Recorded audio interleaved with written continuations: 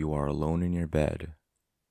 The sound of wind whistles through your air conditioner is the only source of sound separating you from the dead silence. You know, that unusual silence that is so heavy and so thick that it's inequivalent to a loud noise itself. The type of silence where you can hear a pin drop 3 rooms away.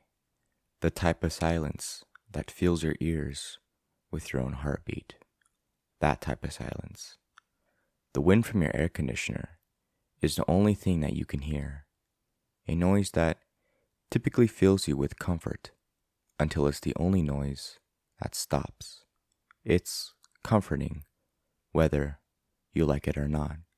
A sort of barrier from the dead silence. But suddenly, the air conditioner stops as you hear a soft clang from your ceiling.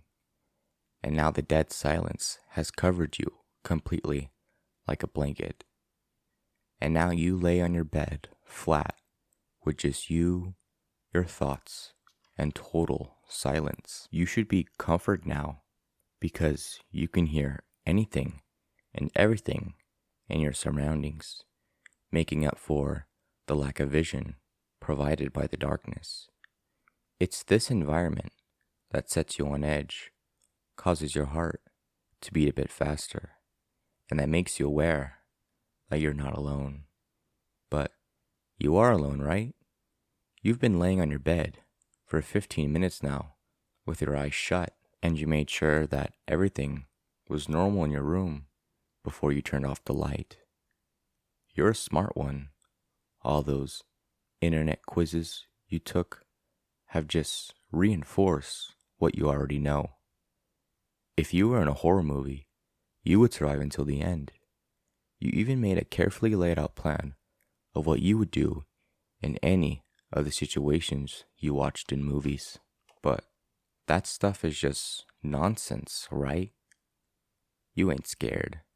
Or at least that's what you keep telling yourself. But wait, what was that? Was that the rustling of fabric?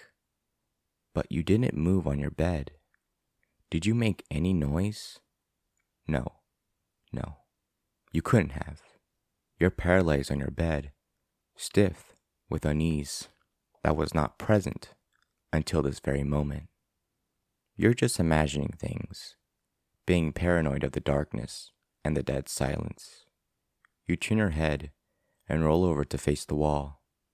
If there is something in this room with you, it would just have to take the fact that you are much too tired to deal with it at this moment. You are still filled with uneasiness as you hear the rustling again, but this time you hear a soft thud on the ground. Maybe it was the cat that snuck in the room with you when you tucked yourself into bed.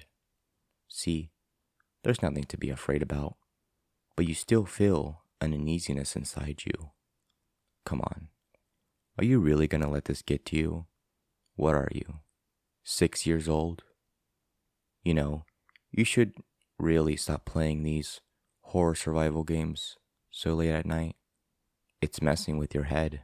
Like your parents always told you, you're a big boy now, so stop acting so childish and just fall asleep. Just close your eyes and just hope sleep will get to you. You're just begging for someone to come in the room with you and check to see if there's a monster that truly is just from your imagination. But the sound starts getting louder, like someone is crawling on the floor. It's just the cat that snuck in the room. I just can't believe you're acting like this at your age, so scared of the dark and the silence. But the rustling of the fabric gets louder as well. You have a childish urge to put the blanket over your head. I honestly thought you were better than this. You peek your eyes through the blanket, only to see the dull glow of your cell phone charged on the nightstand.